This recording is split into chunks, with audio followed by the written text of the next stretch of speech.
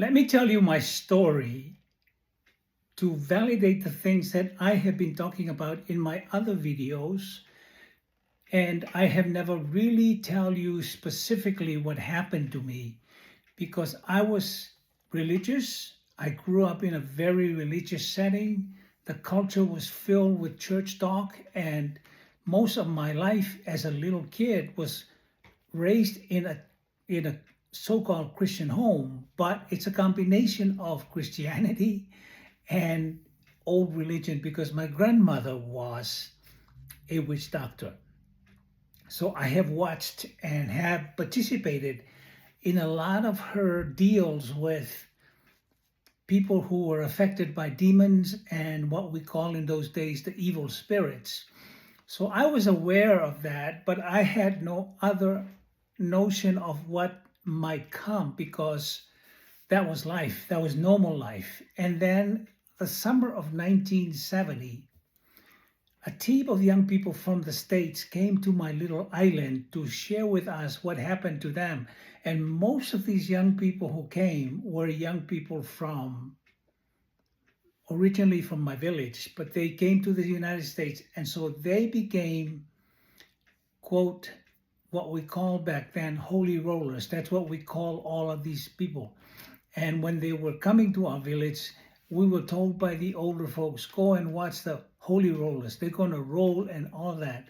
So it was a combination of humor and fun and all kinds of things that relates to religion in a different world. So I went and listened to the presentation that they gave, and as a result of that, I was very impressed with how real, as they were talking about God, they were talking as if He was standing right there. And as a 19-year-old, 18-year-old, I was greatly impacted by the fact that these guys seemed to know what they were doing, and I wanted to know that. Part of why I want to tell you my story is because I want you to know that this experience that I had in 1971, the summer of 1970, I was introduced to the possibility of maybe there is a real God. And maybe He was not just in the pages of the Bible, but maybe I can find and meet Him so that I can really have a living relationship. Didn't understand that in those terms, but that was kind of like the open door to my understanding. So as I watched these guys, I went and talked to the leader of the church, of the group that came. And I said, how do I get what you have? And he said, what do you mean? I said, when you guys talk, it's like something is happening. God seems like speaking right next to you.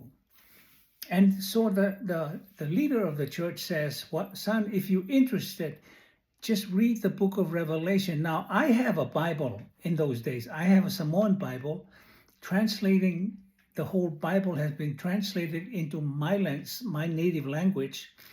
And I had one at home. So I went home and started reading the book of Revelation. It scared me to death, really, because I was introduced to some of these images of what was called revelation.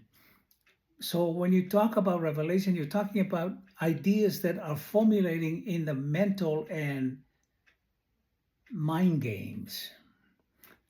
So it was like there was a distinction between where I was and how I understand things, and this next world that was foreign to me. And it, in some ways, it's foreign, but in some ways, it was real because my grandmother practiced witchcraft. And so there was a combination of that. And in my village, in my island, the head pastor of the LMS church was the head witch doctor too. So whenever my grandmother couldn't deal with the issues in my village, she would have them go with us to the main church pastor on the other side of the island in a different village to consult the medium and the spirit. So it was like a combination of that. So I was in between two worlds. But that was the setting. So in the summer of 1970, they came, they shared, and then they left. but they left me with an assignment on what to do to find out about the distinction. So as I was reading the book of Revelation, it scared me to death. And the first thing I was thinking about is, if this happened, I want to be married first. Interesting, some of the things that are important at the time, but I decided, okay, I'll just keep on reading, because the guy who told me this, he said, read until something happened and you will know what to do. So on February 9, 1971, I went to bed that night after I read my Bible, the book of Revelation, with a lantern because there's no electricity. So I read the Bible and then I went to bed. At 2 o'clock in the morning, I woke up and there was this light that was shining right through my heart. And in the islands, you sleep with a mosquito net because there's a lot of mosquitoes around. And I woke up and it was light all over the place. Light all over the place. And I felt clean for the first time ever in my life. And then I heard these words. You are mine, you belong to me. This was spoken to me from a different person. And I woke up and I said, okay, I believe that. And the interesting thing was, as the voice was speaking and the light was around me, I realized I'm now in the same scene, because I was reminded this is the setting of the book of Revelation that I was reading.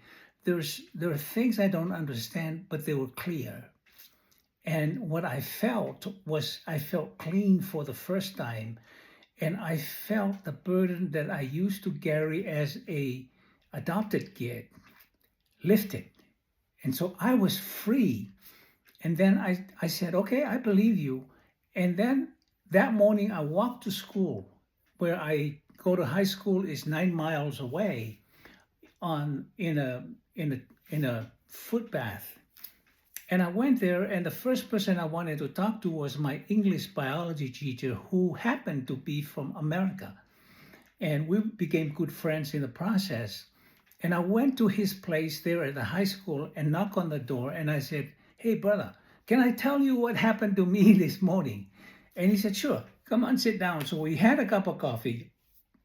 And then I told him what happened. I said, I had a confrontation. I had an encounter with someone that was bigger than me, clearer than me, and I was told that I belonged to it. And so my biology teacher said to me, oh, no, Susanna, that can be explained to you in science, because he was my biology teacher. And I said, brother, you're too late, because I met the dude this morning. Just this morning, before I came to school this morning, I met and had an encounter. It's an encounter that I can only explain as I was taken out of my body. It feels like I was taken out of my body and being in a place where everything was clean. I felt clean. I felt free. I felt for the first time I have no burden. I have no pain that I carry. But I carry a lot of pain because of my own situation with my family and my father. And that was the first time I experienced God. And I knew it was Jesus who visited me in that hut and gave me that insight about what my life is to be. That's the foundation of every story I tell from then on. I have traveled the world. I have gone to every places. I have gone to Bible college. I have gone to schools. I have gone to nations and spoke with leaders, with presidents of countries. I have spoken to a president, the vice president of South Africa, Mbeki. At that time, he was a vice president to Nelson Mandela, but Mandela was there. I was supposed to meet with Mandela, but Mandela had to go to England for Princess Diana's funeral. And so all of these things happened. I met the president of India, the former president of India, and it was a place where I can say, this is what happened to me. It's my story. It's what happened to me in my life that changed everything. It changed my thinking. It changed my thinking about myself. It changed my thinking about how low I feel about me sometimes, because you don't feel like you're good enough, or you're wealthy enough, or everything that you feel you don't have. I felt at that time there was a presence that says everything you need from this moment on will be given to you. I did not understand that until many, many years later, when I started studying the Bible, recognize the different names of God, the different characters of God, the difference between his being and his essence, between his presence and his word. I began to assimilate all of these things, and it became a foundation of what I now do as a missionary. Because I travel the world and talk to people, and every place is a new platform, a new place for me to tell this story that I am telling you right now. And most of the time when I tell this story, a lot of people wanted me to pray for them that they will have an encounter. Some people I have talked to have had a Christian experience or a Christian upbringing, but they have never encountered God in a place of encountering, a place where he was God and he was bigger than who you are. He was bigger than your circumstances, bigger than anything you can ever think of. That was the place where my transaction about my life changed. And I have been walking in this transaction for over 53 years.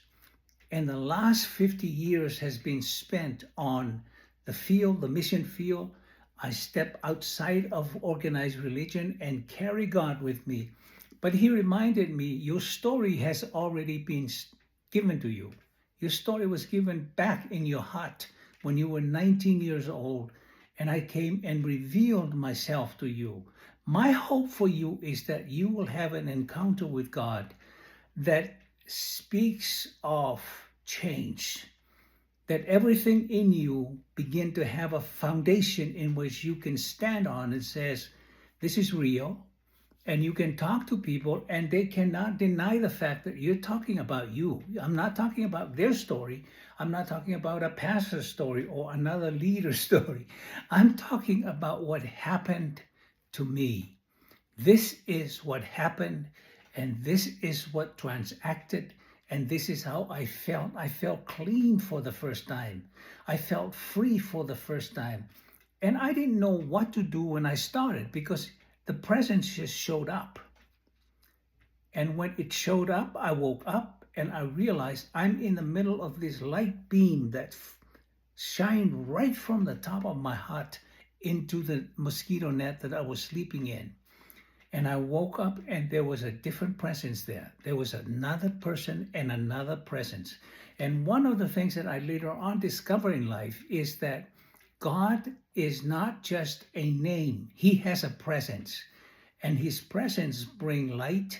His presence brings peace.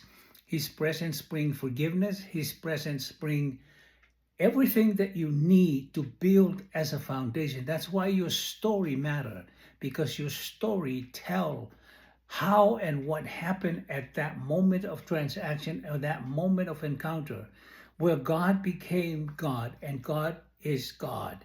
He is not just an idea and the figment of my imagination, because it was more than a figment of my imagination. I couldn't even go to my biology teacher and tell him, you're late, because he was, to me, was an authority in science.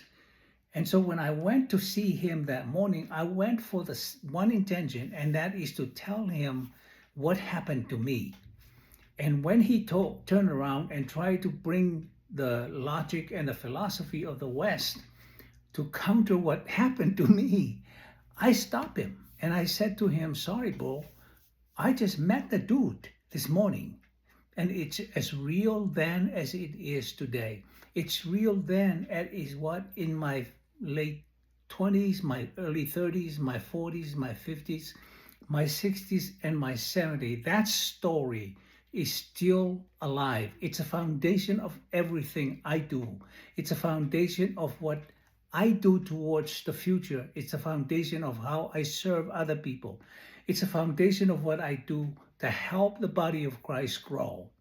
And so that's part of the reason why I want to mention this to you, because your story matter. And if you have not had an encounter with God, although you confess to be a Christian, just remember this.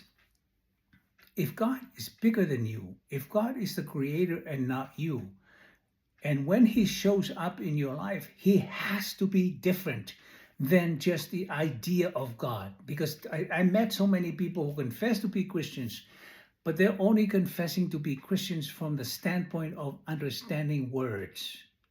Words are powerful, but words without experience, words without an encounter, it's just that. It's just words. And it can fall apart, and it does not have the strength to hold up during your time of test and a time of encountering evil. So this is one of the things that I want to give to you. By the way, this is Sosene Leao. Please subscribe to my video, share it, and like it, and that way YouTube will notify you every time I upload a video. Thank you and God bless. Bye-bye.